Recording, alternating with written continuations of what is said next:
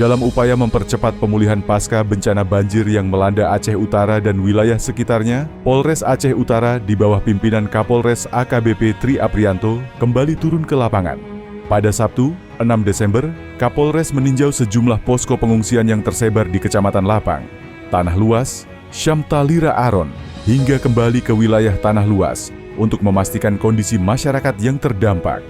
Di setiap lokasi yang dikunjungi, Polres Aceh Utara menurunkan bantuan berupa makanan, air bersih, dan obat-obatan bagi warga yang masih bertahan di posko. Bantuan serupa juga diberikan kepada polsek-polsek yang terdampak banjir sebagai dukungan terhadap personel dan keluarga mereka, sekaligus untuk membantu masyarakat sekitar yang kehilangan banyak hal akibat bencana ini. Di tengah kelelahan dan duka, terlihat satu kekuatan yang tidak pernah hilang, kebersamaan. Melalui kebersamaan, warga dan jajaran Polri saling menopang, saling membantu, dan saling menguatkan untuk bangkit dari situasi yang sulit ini. Kapolres Aceh Utara menyampaikan bahwa tidak ada bencana yang mampu mematahkan semangat sebuah masyarakat yang bersatu. Kita mungkin menghadapi kerusakan dan kehilangan, tetapi selama kita bersama, kita pasti mampu bangkit. Pemulihan ini bukan hanya tugas pemerintah atau Polri, tetapi tugas kita semua sebagai keluarga besar Aceh Utara.